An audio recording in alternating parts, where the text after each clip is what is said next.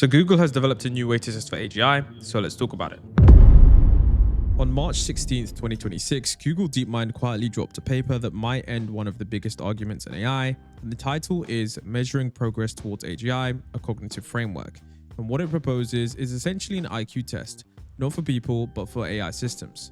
A way to finally measure whether a machine is approaching human-level intelligence across 10 dimensions of cognition. Not vibes, not benchmarks you can game, a full cognitive profile compared directly against how real humans perform. Now, here's the actual problem. Now, I think most of you guys understand this by now, that every major AI lab, OpenAI, Google, Anthropic, all of them say that they're building towards AGI, but none of them actually agree what that means. OpenAI, if you guys remember, they've defined it as a highly autonomous system that outperforms humans at most economically valuable work. Google DeepMind co-founder Shane Legg defines it as an artificial agent that can at least do the kinds of cognitive things that people can typically do. And Francis Cholet, the creator of the ARC benchmark, frames intelligence entirely around skill acquisition efficiency. How fast can you learn something new? So everyone's racing towards the finish line, but nobody can agree where the finish line is. How do you measure progress towards something you can't even define? Google DeepMind's answer is stop trying to measure AGI with a single score. Instead, break intelligence into its components parts, the same way cognitive scientists have studied the human mind for decades, and test AI on each one, head-to-head against real people. So I looked through the paper, and it essentially talks about something called a cognitive taxonomy. It identifies 10 cognitive faculties drawn from decades of research, psychology, neuroscience, and it identifies 10 cognitive faculties drawn from decades of research in psychology, neuroscience, and cognitive science. And these aren't invented categories, they actually map directly onto how researchers have studied the human brain. The first 8 are what they call the building blocks of cognition. So first is they have perception. Can the system see, hear, and read? Not just detect pixels, but actually understand a scene, recognize speech, and interpret text. 2, generation. Can it produce useful outputs, text, speech, and motor movements, computer actions? Then we got 3, attention. Can it focus on what matters and ignore what doesn't? This is where things get interesting because current AI models process everything at once and they don't really pay attention the way you do. 4, learning. Can it pick up on new knowledge after the deployment, not just during training, but in real time, the way you learn a new card game or you adjust to a new job? And some people may even call this continual learning, which we know that many AI labs are currently working on. 5 is memory. Can it store and retrieve information over time? And equally important, can it forget outdated information? And 6 is reasoning. Can it draw valid conclusions through logic, deductive, inductive, analogical, mathematical, all these forms of reasoning? Number 7 is one that's really interesting. We're starting to see signs of this. Is metacognition. Does it know what it knows? Can it tell you when it's uncertain? This might be the biggest gap in today's AI. As you all know, most models are sycophants. They're going to confidently give you the wrong answer because they have no awareness in their own limitations. But I will argue that maybe we can look at Claude and say that it does have some form of metacognition. Then we've got 8, executive functions. Can it plan, inhibit impulses, and switch strategies? These are the abilities that let you set a goal and actually follow through on it. Number 9 is we have problem solving. Can it apply perception, reasoning, planning, and learning together to solve real, novel world problems? Number 10 is social cognition. Can it understand social cues, infer what other people are thinking, cooperate, negotiate, and respond appropriately in social situations? The paper makes an important distinction here. This taxonomy focuses on what a system can accomplish, not how it does it. It doesn't really care if the system uses transformers, diffusion models, or something entirely new. It only cares about the results. So we've got all the categories, which are 10, and how do we actually test an AI against them? So the paper actually proposes a 3-stage evaluation protocol. Stage 1 is cognitive assessment. You essentially run the AI through a broad suite of tasks, and one for each faculty, and these tasks need to be targeted, meaning that they isolate one specific ability, and also they need to be held out and kept private so that the AI hasn't just memorized the answers during training, and they need to be independently verified by a third party. And of course, if you guys don't realize, this matters way more than you think. One of the biggest problems with current AI benchmarks is data contamination. If a model has already seen the test questions during training, the scores don't really tell you anything about the actual intelligence. It is just pure memorization dressed up as reasoning. Stage 2 is to collect the human baselines. This is where you give the exact same tasks to huge demographics of representative samples of adults with at least a high school level education, same instructions, same format, same conditions, and this gives you a real distribution of human performance to compare against.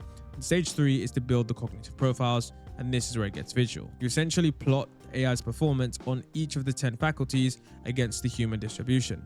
The result is essentially a radar chart, which you can see here. You can actually see 3 of them, and that shows exactly where the AI system is strong and where it kind of falls short. Now, profile A here shows the system that is kind of below the human median on several areas. Profile B shows a system above the median across all 10, and meaning that it can, match at least 50% of humans in every category. And then profile C shows a system at 99th percentile across the board, essentially matching or beating almost every human in the sample at every cognitive task. The paper is careful to note that even profile C wouldn't definitively prove AGI. No sample captures the full scope of human capability, but it would be a remarkable milestone. And so this is where we have to think about, okay, we've got all of these things, but what is actually missing and what comes next? You see, the paper is honest about the limitations because, of course, with everything, there are some. So firstly, the taxonomy only covers cognitive capabilities. It doesn't measure the responsive speed, and speed matters enormously. For example, think about like a self-driving car that can identify a hazard, but if it takes 6 seconds to react, that is basically useless in the real world. A coding assistant that takes 6 hours to fix a bug isn't really practical. And second, it doesn't really measure what the paper calls system propensities, not what the AI system can do, but what it tends to do. Is it risk averse or reckless? Does it align with human values like Claude's constitution? These behavioral tendencies will be critical for deployment, decisions, and governance.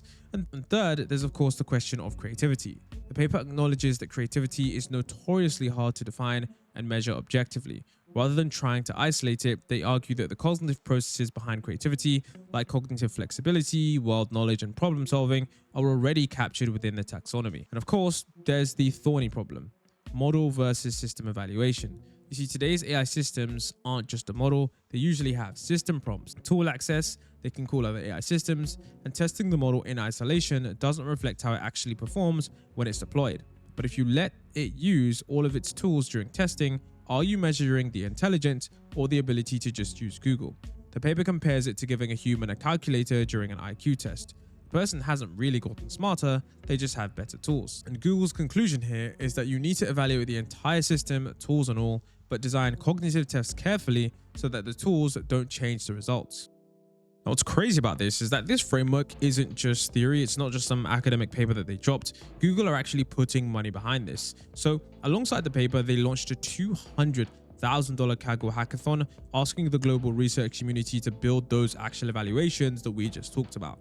The hackathon targets the 5 areas where the evaluation gap is the largest: learning, metacognition, attention, executive functions, and social cognition. The prize pool includes $10,000 for the top 2 submissions in each track and 4 $25,000 grand prizes for the best overall submissions. And it's open until April 16th, so if you want to try, I'd get started. And the results are going to be announced June 1st. I mean, when we look at the entire conversation right now, it's pretty broken.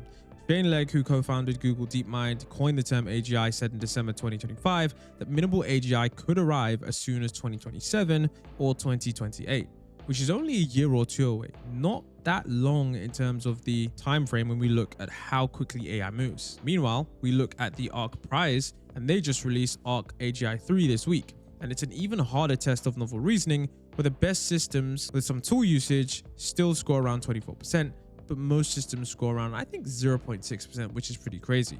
You can see here, Francis Olay says, at the moment, ARC AGI 3 is the only unsaturated agentic AI benchmark. Sub 1% scores from the front earth models on the private test set. And if you want to be the first to know when an AGI level breakthrough happens, monitor the ARC AGI 3 leaderboard, and any sudden jump in score will mean something important has changed about AI capabilities. Apparently, ARC AGI 3 is going to be your early warning signal. But of course, everyone has an opinion on whether AI is, 2 years away or 20 years away. But without a shared framework for measurement, those claims are just vibes, and Google is essentially trying to turn those vibes into a real science. And so when we think about everything here, Google is essentially saying that we spent decades trying to learn how the human mind works. We mapped the components: perception, memory, reasoning, attention, all of them. We already know how to test humans on these abilities. So we might as well just test AI the same way, not with a single leaderboard score, not with a cherry-picked demo, with a full, real cognitive profile and a radar chart that shows exactly where a system is brilliant and exactly where it falls apart. Because the truth about today's AI is that it is jagged. They call it the jagged frontier. it can speak 150 languages, and to know obscure facts about a small town in New Zealand. And in Shane Legg's words, it still can't count the spokes on a graph the way a child can. And until we can see that full picture clearly, we're flying blind towards one of the most consequential milestones in human history. The question was never just, can we build AGI? It was always, how